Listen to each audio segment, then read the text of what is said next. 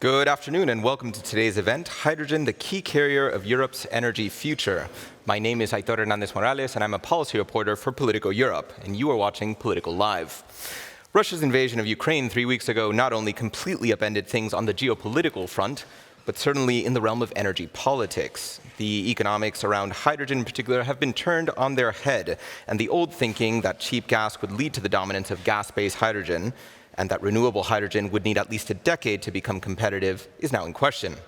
Recent developments would lead one to conclude that gas is set to be expensive for the foreseeable future, potentially giving green hydrogen a chance to take the lead.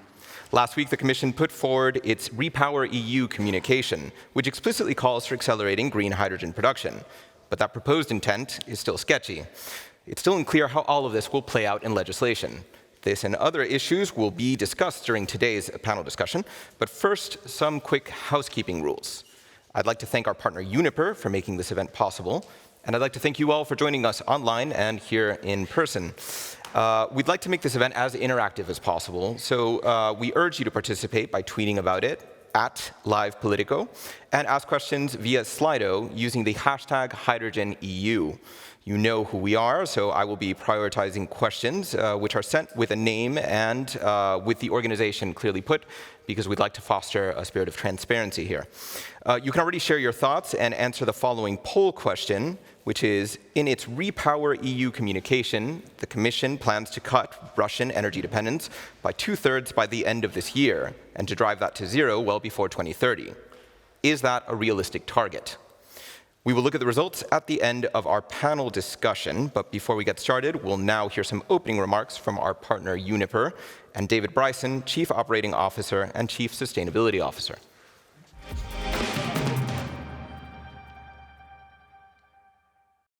Good afternoon, ladies and gentlemen. It's a pleasure to open this Politico Live event and to welcome you to today's discussion on hydrogen.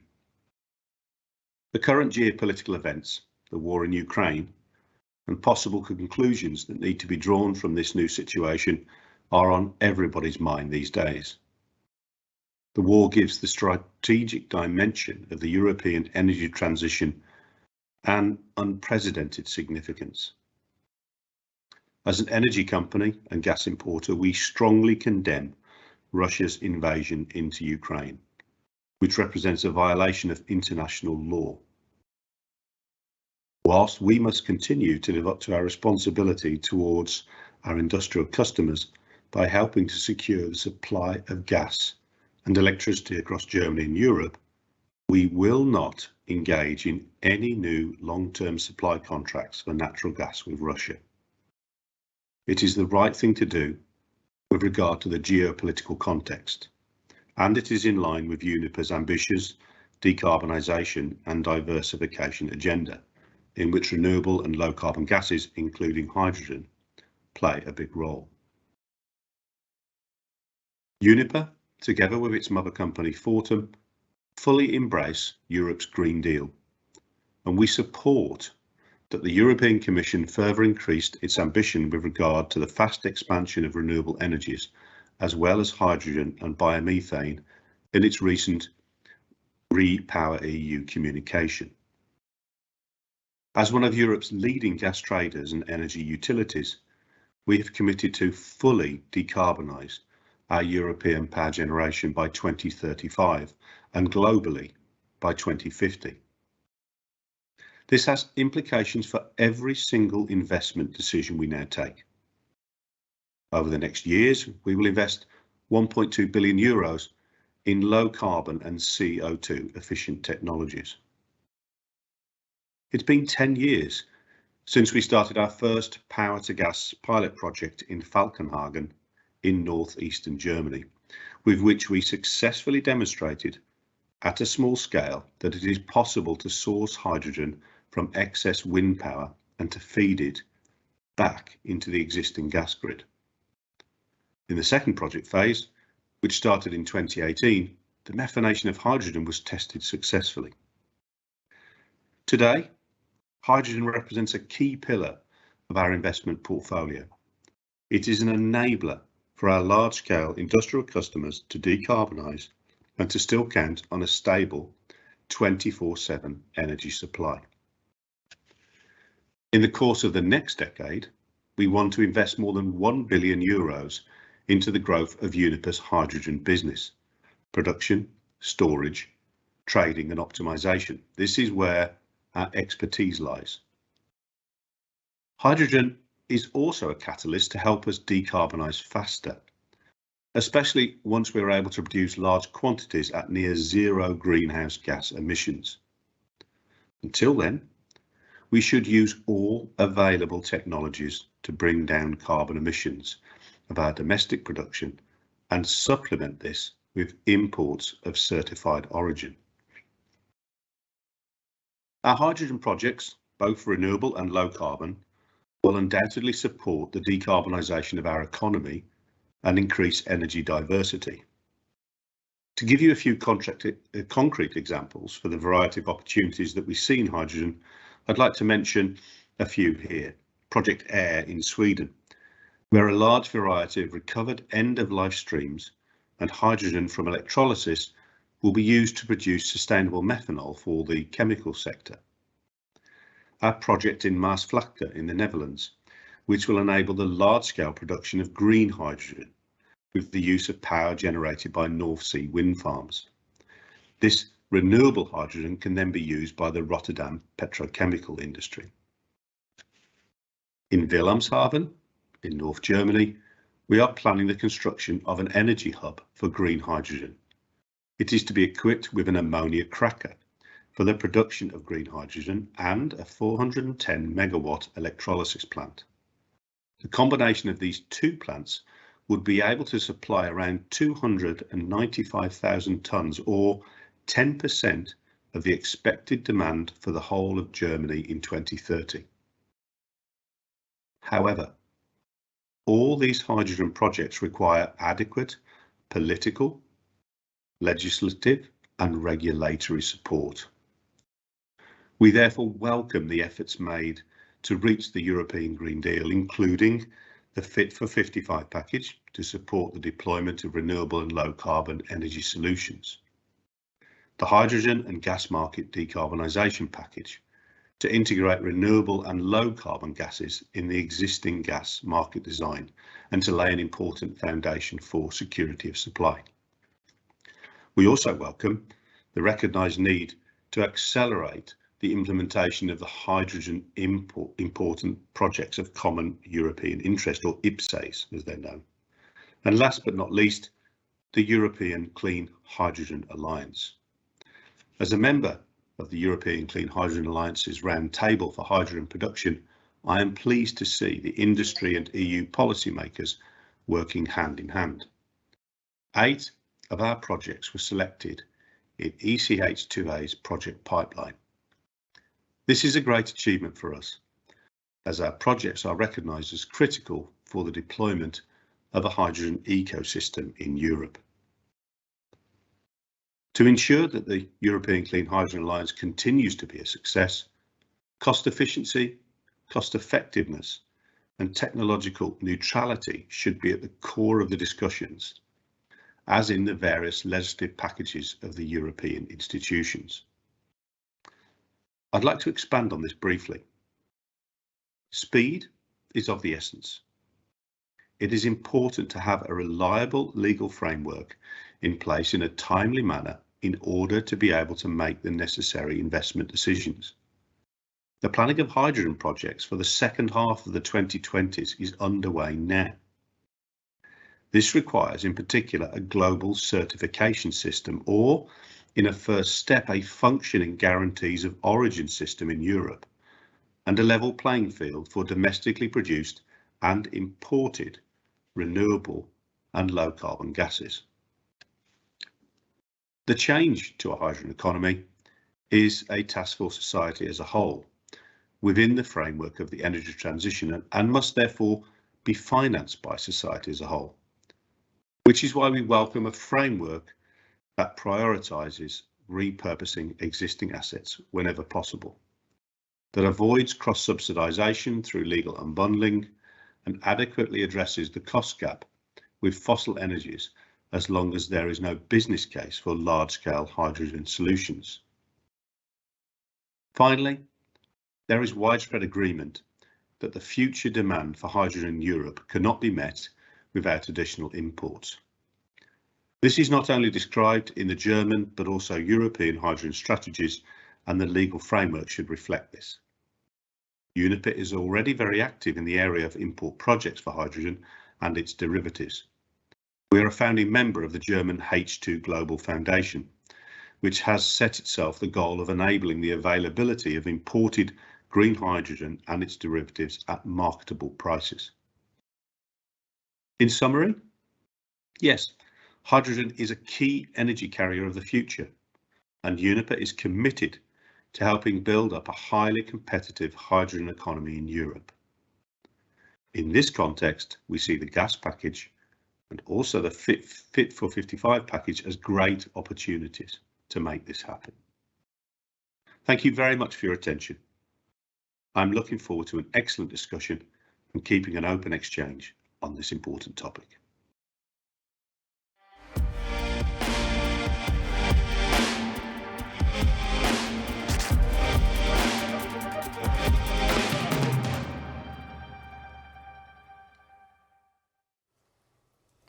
And our thanks to David for his comments. And now I'd like to welcome our panelists for this discussion, starting with Nicolás González Casares, member of the European Parliament for Spain, for the Socialists and Democrats. Thank you. Thank you. Pete Harrison, Executive Director for EU Climate Policy at the European Climate Foundation. Pete.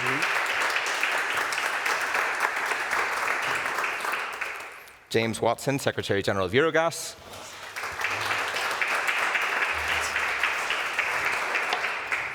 And joining us online, Mechthild Wolfsdorfer, Deputy Director General, DG ENER, the European Commission.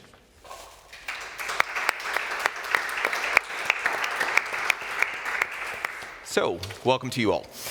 James, I think we will start with you. The Commission has historically avoided setting specific sectoral targets for hydrogen and biogas. But Brussels seems to be changing its tune, and in last week's communication, targets are mentioned. Is this a step in the right direction? Yes, it is indeed, and thanks very much for the invitation. Great to be here. So I'm very happy to see everybody again and be in person and have this important discussion. Before I answer the question, I must say, of course, that in Eurogas we fully stand with the people of the Ukraine, and of course with our colleagues in Naftogaz of Ukraine, and indeed they have absolute full admiration for the difficulties that they're facing and how they're still keeping gas flows going to the citizens of Ukraine and of course across Ukraine to help out in Europe. So we must also think very much about our colleagues in the Ukraine.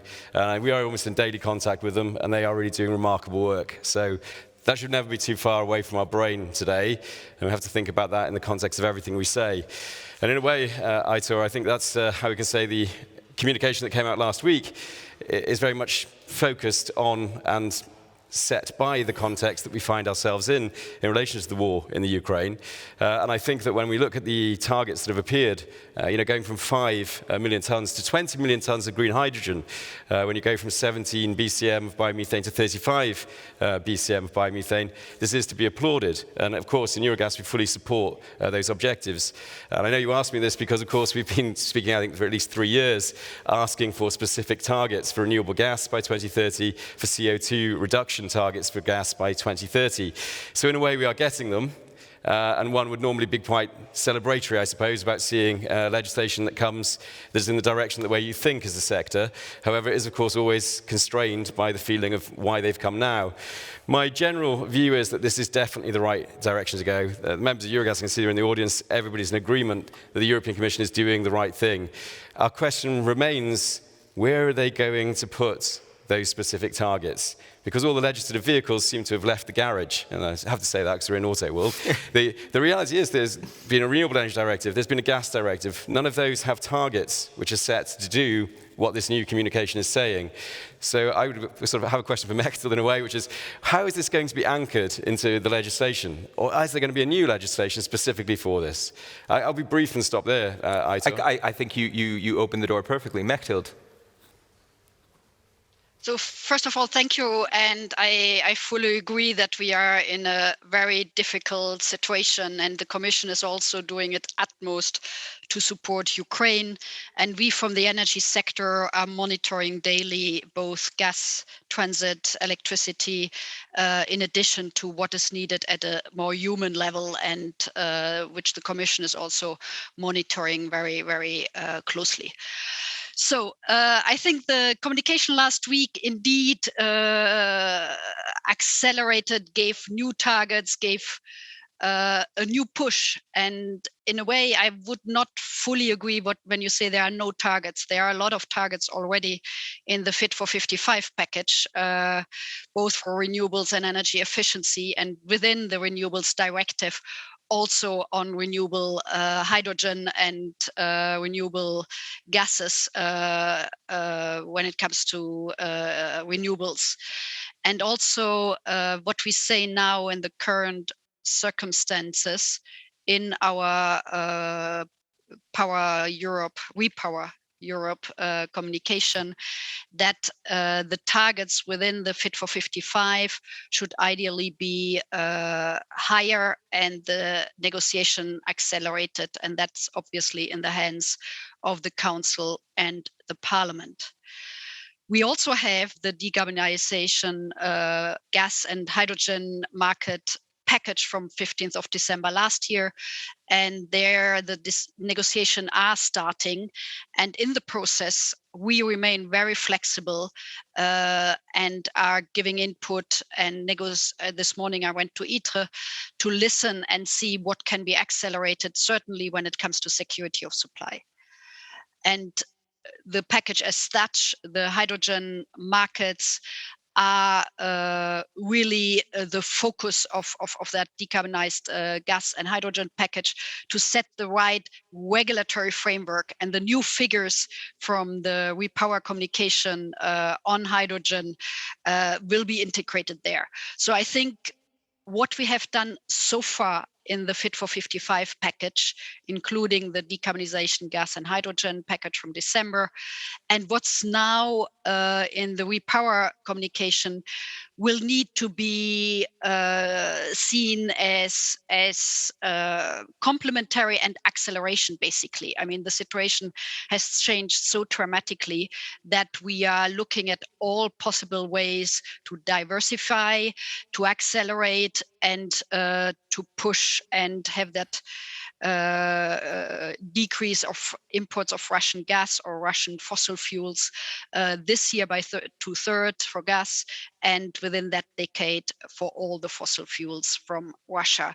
So all that will help the renewables markets, will help energy efficiency, but also hydrogen, low carbon and renewable hydrogen gases development. Mechtel, just a quick follow-up, and this coming after last week's summit in Versailles. The EU leaders very clearly gave the Commission a mandate to present further plans at the end of this month, and then in May. How big a role does hydrogen stand to have in those plans? Yeah, first of all, indeed, the European Council, informal European Council in Versailles gave us a couple of more work, and we will detail the Repower communication and put really even more facts and figures in how we see this the reduction of dependence on Russian gas more concretely. But we have started that work basically over the weekend and will come up by the end of March with this Repower plan. In addition, we are working on filling of gas storage, a legal proposal, which will go hand in hand with the December package. And then we have hopefully a bit more time on coming up with a couple of other strands, because I think we have to see all together. There are so many factors which can help us to become much more independent, which then includes a solar communication, a communication on permitting, and a couple of other things we have in mind. Pete, I want to pivot to you. So the latest texts out of Brussels are pretty significant because they appear to ditch the term low carbon hydrogen.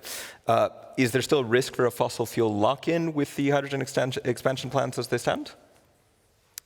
Yeah, so I mean, firstly, we should recognize, I mean, this is first and foremost a crisis of democracy and a crisis of freedom. And we need to be sure that, you know, as we act on that, that we avoid going into another crisis, the climate crisis, and also a food crisis. I haven't heard that much in the debate, but, you know, a food crisis is looming. So we need to bear that in mind. We commend the Commission on the Repower EU communication. It's commendable in its ambition. I think, you know, coming to that last point, in terms of the focus on mandates, I think that's entirely correct. This is the kind of tough policy that one is going to need to achieve radical change during a sort of wartime footing, if you like. But there is more that can be done to optimize that, I'd say. We talked, there was a little mention there about biogas. I find those numbers quite high, 35 BCM. I spend a lot of time looking at this. I do some unpaid consultancy for an aviation fuel supplier, and we look at this day in, day out. We spend a lot of time being tested on what are the appropriate supplies, and it's always the same feedstocks that we're looking at for biogas. I see the numbers, the technical potential is around 14 BCM, so half those numbers, yeah? But that's just the technical potential. You actually have to make a business case for this. So I find it lower still, more like 4 BCM.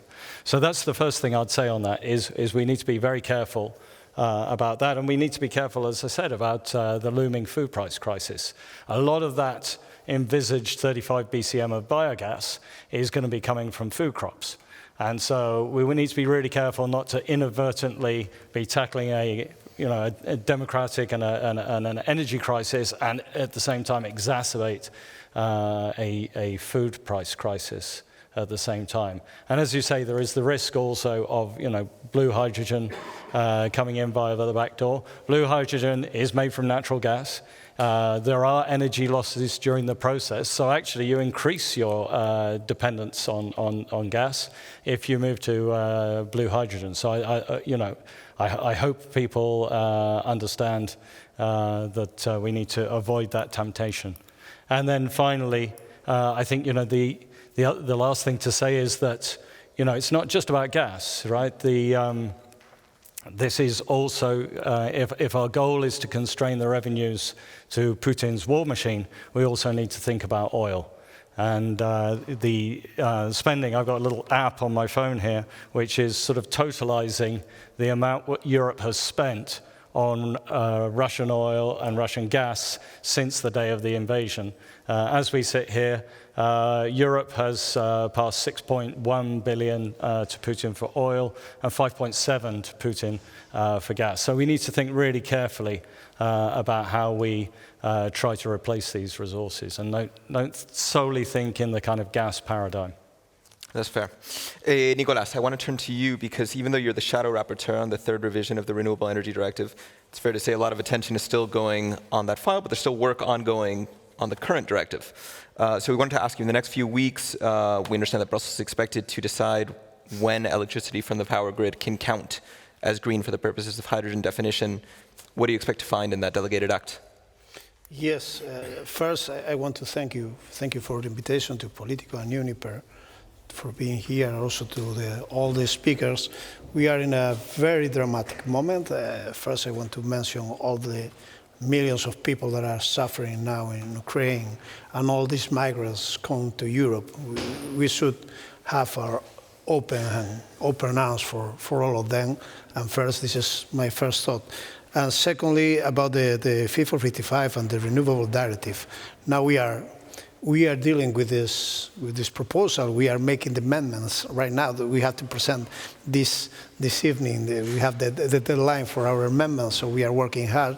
But of course, you mentioned the delegated act on additionality and how to avoid this lock-in effect from low-carbon technologies. I think I'm sure that they have no place in the Renewable Directive. But you mentioned the additionality. I think the delegated act will be crucial for the development of the hydrogen green projects. And I believe it should be balanced.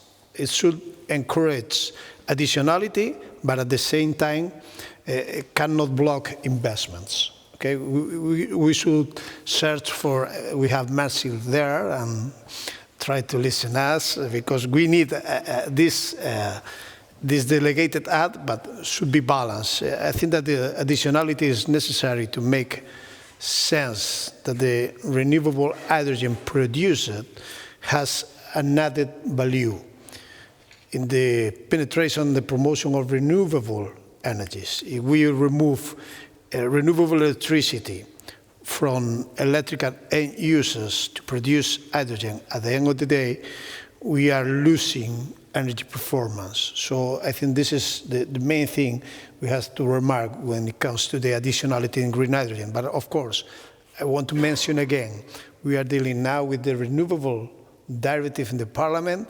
There are some attempts to include there in this directive the low carbon technologies, and I think this is not the place for them.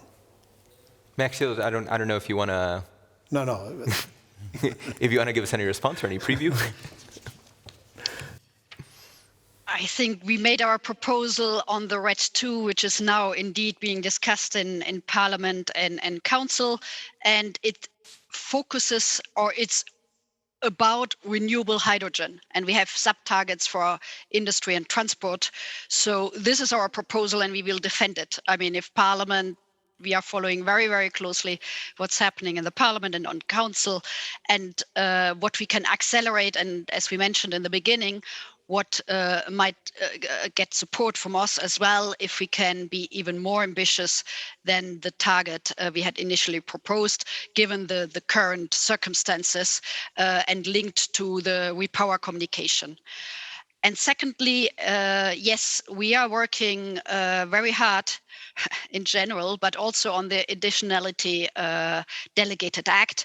And I would fully agree with what the Member of Parliament just said. We need the right balance. I mean, our focus in Europe is the promotion of renewable hydrogen.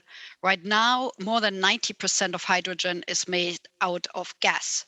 So we need to create the right condition to create a market and incentives and enough renewables to make renewable hydrogen.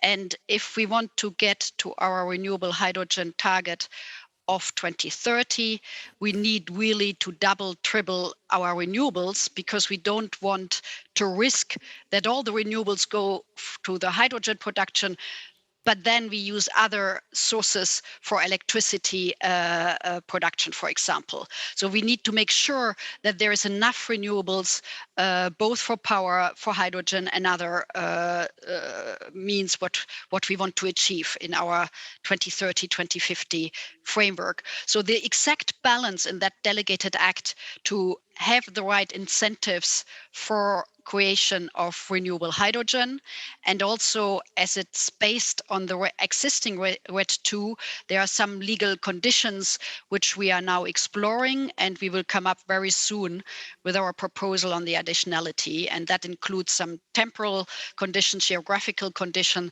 which we need to balance with enough flexibility so that we have incentives to create that markets. But I think we are getting there, and there will be a possibility to then discuss it once it comes out. Thank you.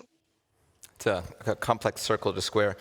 James, I want to toss it back to you, as everyone on this panel has expressed. You know, with the war in Ukraine, in addition to the immense humanitarian damage, you know, it's a phenomenon that's obviously affecting everything else right now. With the communication last week, I want to go to that because it was specifically retooled to address the conflict. And the text includes major targets for biogas, as we mentioned before, which is chemically identical to natural gas but made from manure and waste.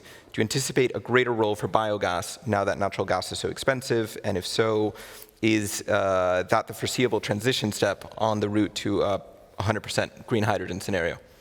So I think that what we would say is that we see definitely a transition in the gas sector, as we see a transition in every other sector, as there is in electricity.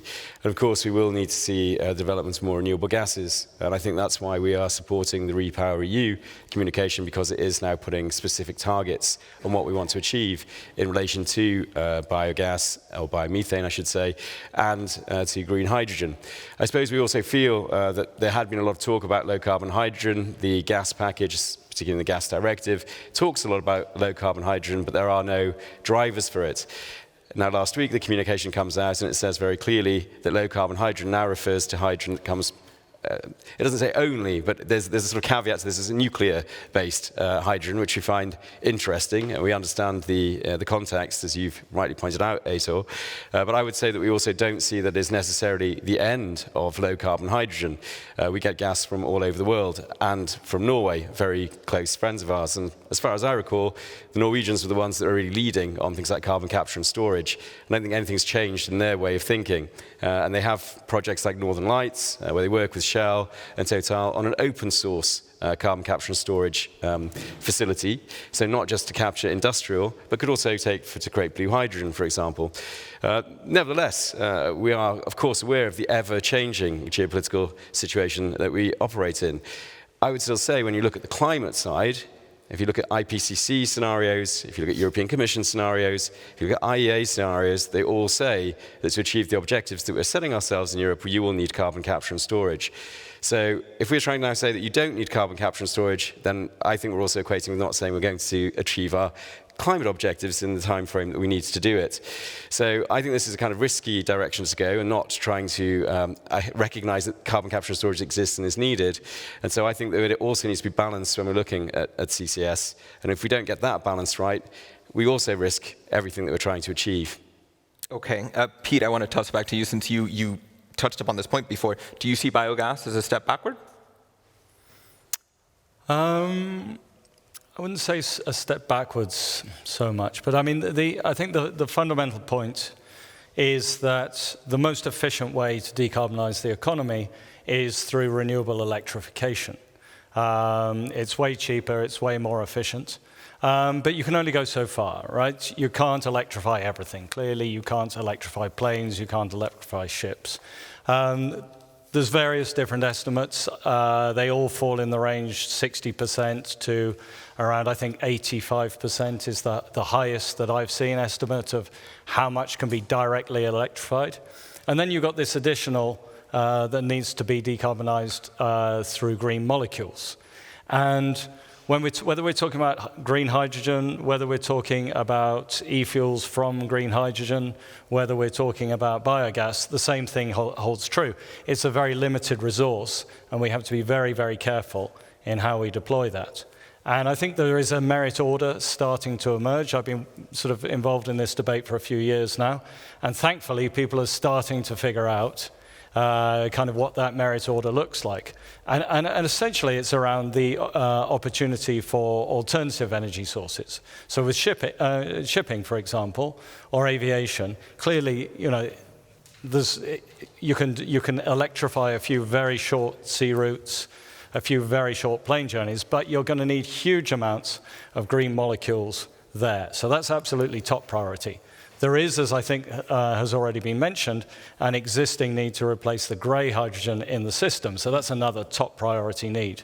And then fourthly, heavy industry. There are many heavy industry processes that are going to need green molecules to decarbonize. So I'd say you go for those top four first, and then you should ask yourself, you know, do we have enough left over for biogas to play a role in heating, for example, for green hydrogen to play a role in heating? I would say at the moment the balance of evidence is no. There is no role for biogas or for green hydrogen in heating.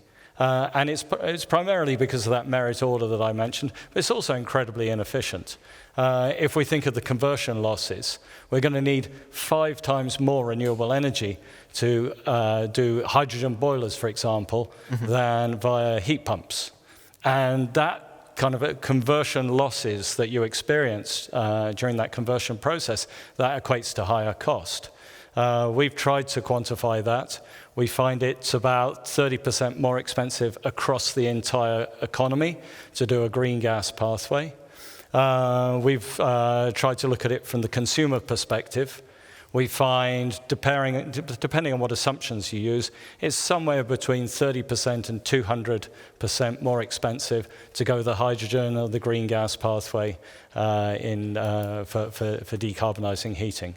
So I think what we need to be careful about is taking the time with the Repower EU to really do a proper consultation and really figure out, what's that merit order? Where's it best suited? How do you optimally deploy those green molecules?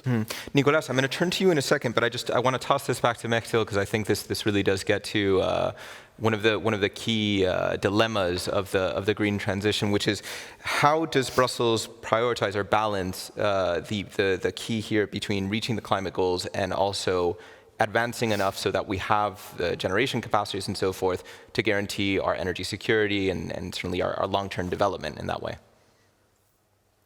Thank you. I think that has always been the aim of the European Green Deal, and to be sustainable, affordable, but also secure.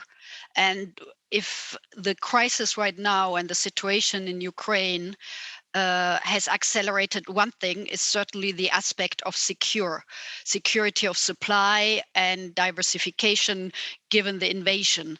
But the balance between the three, and by the way, this is also the title of our Repower EU communication, is to maintain this balance between affordable, knowing that we have enough facing very high energy prices right now, sustainable, but also secure. And then we have to differentiate, and I think this Repower EU communication does it as well, that we are in an emergency situation. I mean, we are having our member states. There was the informal council in Versailles. What can we do to help, in particular, vulnerable consumers? And what can we do to make sure that people can still warm their homes and that the energy prices are not affecting the economy even more than it does already now. So there's an emergency around energy prices, and there's an emergency in a worst case scenario, how we get enough gas right now, but also how to fill the storages for next winter. So there might be some temporary emergency reactions, which we try to describe right now in our Repower communication. However, and let me be very clear on that, all the objectives of the European Green Deal in terms of sustainability, affordability, and secure are still there. And if not accelerated, that's what we also say. We need to accelerate and do more renewables, deployment of renewables, and including renewable hydrogen. And we need to do more on energy efficiency, what we have to do. And then there are a couple of other things we have just mentioned, biogas as one, heat pumps and others. But there is some emergency situation where which we are facing, but that, in my view, goes hand in hand on our overall objectives of the European Green Deal 2030, 2050 in decarbonizing our economy. Thank you. Nicolas, I want to turn to you to get a bit of a ground level perspective, because there's some interesting stuff going on in your home country of Spain. Their Prime Minister Pedro Sánchez is betting hard on hydrogen production, as we know, and last month a major green hydrogen joint venture was announced in the former coal region of Asturias. Using long-term contracts and captive solar, this unsubsidized scheme is promising green hydrogen produced at the ultra-low price of €1.50 per kilo of green hydrogen. Now, I'm really curious to hear your thoughts as to what Brussels can do to encourage more projects of this nature, and especially what role can hydrogen play in the green transition in regions like Asturias, Castilla y León, areas that have really been devastated with the coal phase-out. First, I want to mention that I came from Galicia, that is close to Asturias. In the northwest, we have a lot of wind and rain and a beautiful coast, but beyond our coast, we have a lot of potential in wind, offshore wind, for example, because in Spain we haven't developed now any windmill to produce renewable energy. We are trying to do it, but we are at the very beginning of the starting point of offshore wind. But of course, we are betting a lot of money from the Next Generation EU into green hydrogen projects, because we think that Spain has a big potential for that. Now we were in a climate emergency. We made the European Green Deal. We are involved in ecological transition. And now at the same time, we have a war, energy crisis, and also an affordability crisis. And I think that betting in renewables is the best way to give away our dependence for gas from Russia, of course, but also to increase our possibilities to produce this green hydrogen, because the affordability for the production of green hydrogen is much higher than the production now with natural gas, and even if you use CCS technologies. So I think this is a big moment right now for Spain to start this long-term strategy, because we cannot think that we are going to produce a lot of green hydrogen by 2025. No, of course, we are thinking about 2030. This is the real starting point of the massive production of green hydrogen. But also I want to mention one thing that is very important for Spain. We need interconnections. In this crisis, we have seen that 1/3 of the LNG capacities in Europe are in Spain. But we don't have enough interconnections, not only in gas, also in electricity, because we have a shortcut. So we can massively deploy renewable energy and also green hydrogen, but we cannot send this energy to Europe. So we need interconnections. And interconnection is not for today, but could be for this decade. So I think that we should make an effort as Europeans to collaborate in this production and massive deployment of renewable electricity, and also in this additionality to produce green hydrogen. But of course, we need interconnections to supply Europe, not only to supply Spain. And I think this is, the Spanish government is absolutely committed with this perspective of green hydrogen. But also we are the bridge between Europe and Africa. And Africa can have a massive deployment also in solar power. I can say Morocco, but of course also we need gas from Algeria. So we should promote, if we promote some kind of new pipelines, of course, these pipelines should be adapted for hydrogen. Nicolas, just a quick follow-up on that. I remember covering in Lisbon in 2018 a summit between President Macron, Pedro Sanchez, Antonio Costa. All of them got together to talk about interconnections. All of them backed it. All of them were supporting. 5 years later, it seems like nothing's changed. What's the biggest obstacle? The problem is you have to ask this question to Macron. No, it's not a question for me. But of course, and also to the Commission, because the Commission has to push for that.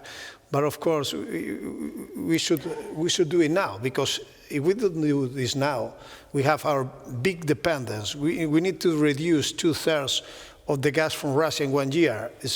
I think it's going to be very difficult. But if you don't use, for example, LNG terminals in Spain, how you are going to do that? It's almost impossible. We have to improve our supply from Algeria, of course, because we have two pipelines, but now one is closed because Morocco and Algeria have their own conflicts. But now we are trying to open also this pipeline. But of course, we need interconnection. But it's not a problem for Spain and Portugal. I think this is a problem for France. It's a problem also of affordability.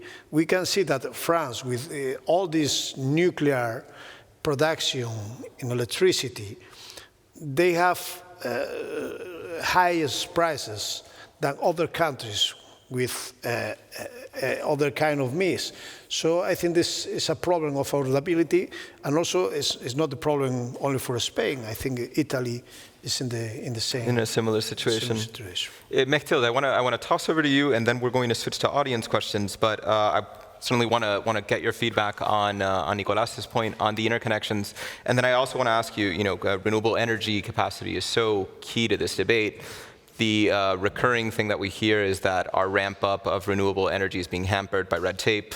I feel like as long as I've been covering this beat, the Commission systematically comes out and says red tape is a problem, but things don't seem to be changing. What's your hope that the latest legislation out of the Commission and the latest moves from the Commission will somehow change this perpetually confounding situation? So thank you very much. First on interconnections, I fully agree that in order to deploy more renewables, also more energy in general, and now for the diversification of gas, we need more interconnections. Interconnections have always been an important element and in a way the hardcore of our internal energy markets. So we are well aware that some of our parts of Europe, like the Iberian Peninsula, but also the Baltics and also in some Central and Eastern part, they are still lacking some of these key interconnections. And that's why, since many years, there had been facilitated by the Commission meetings at high level, at technical level, to facilitate that. Let me also remind everybody that we just adopted a revised 10E, Trans-European Network for Energy, for a few weeks ago, where we have proposed a new framework for Trans-European Network focusing in the future only on electricity. The reason why, when we presented our latest project of common interest list, PCI list, to the European Parliament, we, the Commission, were heavily criticized that it still includes a number of gas interconnection projects, which are there, which were not new gas projects, but which were gas projects which need further financing of existing ones and looking at the missing links, if you wish. So this 10E and the 5th PCI list has just been adopted. With this new situation, and that was also in the Repower communication and discussed at Versailles, we need to reassess that. It's true that diversification means also more LNG, which is generally more expensive, but it gives a broader range, and 1/3, rightly so, of the LNG terminals are in Spain. Some member states right now are considering even building new LNGs, like Germany, and there are a few, but less relatively new LNG terminals in the East and in the Baltics. So we need to connect them, and that's why we need to reassess and look at bottlenecks, if they exist, and what can be done, both in political terms, but also in financial terms. And there's maybe the question of getting more CEF money, if that is possible. But as I said, the new framework normally allows only for electricity interconnection, which is the priority for the future. So we are assessing that in the current exceptional circumstances. Secondly, on renewable energy, and one of the key stumbling block is definitely permitting. This is something we have addressed in the RED II, in the existing one, which is now being transposed by our member states. So we basically say two new things. Permitting procedures should take up to maximum 2 years, and every member states need a one-stop shop. We are assessing, the deadline for transposition was 30th of June last year. So we are having a number of member states who did it. So we are assessing it, and others who haven't yet transposed it. So we push them. We are in dialogue with all our EU member states. We will come out with a recommendation or guidance on these permitting and how to accelerate it. This is also mentioned in the Repower communication, and we have started that work. The online public consultation on permitting is ongoing till the 10th of April, and then we will collect one thing is best practice. I'm purely convinced that the Commission is best placed on collecting these best practices. They might exist in one of our member states and at regional level in Spain or in other member states, and we are just not aware of it. I think the dissemination of best practice, what have been working in accelerating permitting procedures, can be helpful for everyone, and it's needed. And that includes eventually also digitalization of the procedures or cutting some of the procedures. And here in the debate, in addition, what I just said on the new guidance on permitting, there is also in the RED II debate right now a proposal from within the Parliament and within the Council of this overriding public interest for renewables projects, and that's also reflected in the Repower communication. So the Commission is really working with the member states and with the other institution to facilitate and accelerate. It's not only the permitting, it's also the skills. There are a couple of other things we want to address, but the permitting and the complexity and the speed up of the process is definitely a priority. Maxil, can I just ask very quickly, since you mentioned that there are highs and lows both in transposition and later just in terms of the rules writ large, could you tell us which are the best and which are the worst? Unfortunately not, because the deadline is the same for everyone, and we are getting right now the information which we are assessing, and that is part of the procedure, and we are pushing those who haven't yet transposed. All right, that's a very diplomatic response. We're going to jump to the audience questions very quickly. So I think we'll start with this one for James. This is from Roy Manuel, one of our colleagues at Carbon Pulse. He asks, what carbon price would be required to make green competitive with gray hydrogen over a sustained period of time? That's a good question. We did a study a couple of years ago, and we looked at a carbon price of about 100 euros. And at 100 euros, we were seeing green hydrogen being, more competitive than blue. I can say that, and none of my members can say anything about it because that was our study. And we were actually talking about a very reasonable price, actually. I think it's around 11 euros a megawatt hour for green hydrogen, which would make it incredibly cheap when you consider what the prices are today.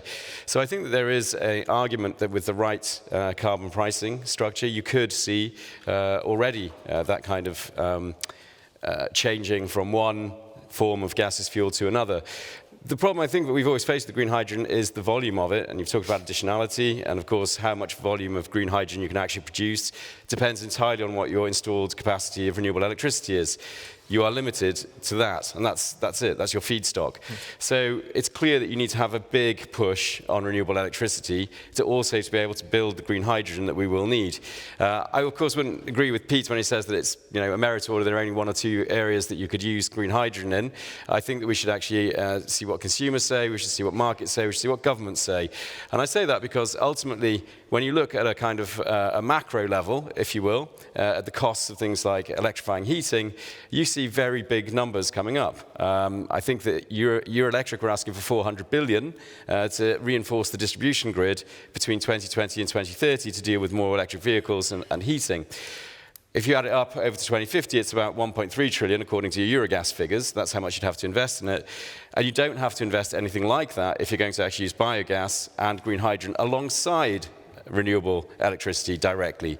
And I think that's important. We will need different types of solutions in different parts of Europe. I often hear from people saying we don't have silver bullets, but it seems in heating everyone thinks a silver bullet is a heat pump.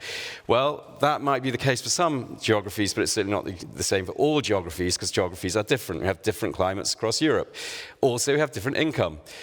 In Spain, you have an average income of around 35,000 euros a year. The average in Europe is about 25,000 euros a year. The average cost for a heat pump installation all round is about somewhere between 10 and 15,000 euros. So unless something is done about that cost, don't expect a huge heat pump investment. And I would say that also looking at the European Commission, Mechtild, because it's in there, they want 2 million heat pumps a year, going from 1 million at the moment. Well, then something's going to have to be given to consumers to change things, because it's a major investment. And I can say that, and it's not that in Eurogas we are protect the boiler to the end, but if you get a new boiler, it's 3,000. And that's a total different type of cost. So something has to give. There are macro and micro reasons why it's difficult to just say we won't use green gas in heating because we can do it in a more efficient way. But what about system effectiveness? Because that's what really matters when you're dealing with climate change. You have to have an effective system which delivers the low carbon and the green fuels that you need to deliver on climate change. And so in this regard, I would say there are genuinely no silver bullets, and we will need everything we have, especially given the geographical diversities of the European Union. I won't add anything else on that point. I just say that in principle we agree entirely on the point about security of supply and interconnections. I think that Nicholas has made and Mechtel has followed up. This is something that needs to be looked at again. Currently, when we imagine what the PCI list is supposed to do and what it now needs to do, it is sort of day and night. So we have to think again, and we have to think about what we will need, even in the short term. I know people talk about stranded assets, but the reality is we face a totally different paradigm than we did 2 weeks ago. Okay. Constantine has a question specifically for MEP Casares. What are your views on the 50% renewable hydrogen in industry target? How can you negotiate targets without accounting rules from the Delegated Act? Okay, it's a very difficult question and also very technical. I want to mention one thing. We had to bet in green hydrogen, of course, and in feasible targets. Okay, but for industry, of course, industry hard to decarbonize, and also this transport that is hard to decarbonize, aviation and maritime. I can say that, for example, we are working in the sustainable aviation fuels, and we increase the overall target because the Commission has presented 63% by 2050, and we say, okay, this is not enough. We need climate neutrality also in aviation. Go for 100%. To go for 100%, we open the doors for electricity and also green hydrogen and sustainable aviation fuels. So I think that in these sectors, we need to speed up the transition.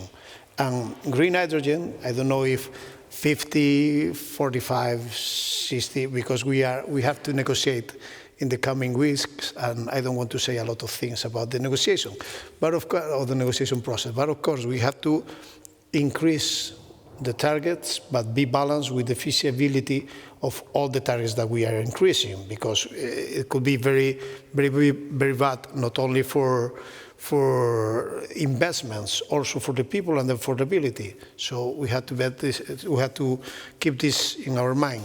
I think that.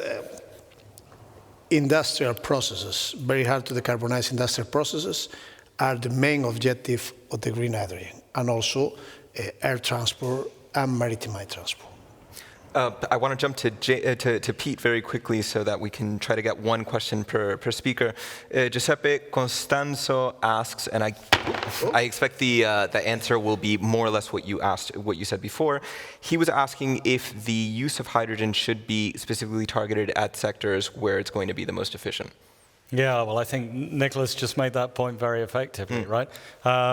James says, leave it to consumers to decide. Well, I think really, when it comes to something as important as the climate crisis, when it comes to the security crisis and war on Europe's borders, I really don't think that we can afford to leave it entirely to consumers, I'm afraid, James. We've been here before, right? If I think back 10 years, we were here in Brussels talking about energy security at the time of the Georgia War in 2008.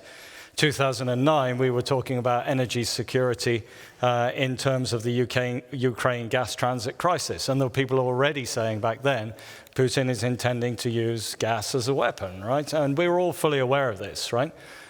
And the Commission responded very well. The Commission came forward with a gas security package. The Commission came forward with an oil security package. And it stopped there. And what happened in that decade? Well, our dependence on Russian gas went from 30% to 40%, yeah? That's what you get for leaving it to the consumer. That's what you get for leaving it to the market, yeah? And I believe that, the climate crisis and our freedom and our democracy actually demand something a little bit more than just leaving it to the free market. So I think, on the contrary, we all of us agree that that when it comes to green hydrogen, when it comes to green molecules in the form of biogas or whatever, it's a very limited resource. And as Nicholas very effectively said, is like you need to put it firstly in those sectors that have no alternatives. Aviation, heavy industry, maritime, should be the first comers, because no other way to reach net zero in 2050 and no other way to tackle the climate crisis. Okay, and final one for Mechthild, and this is from Carlo Brenner. Some consider the Commission's proposals in REPowerEU to be a missed opportunity for the climate transition. Could we have been more ambitious and pushed more on renewable targets? Thank you.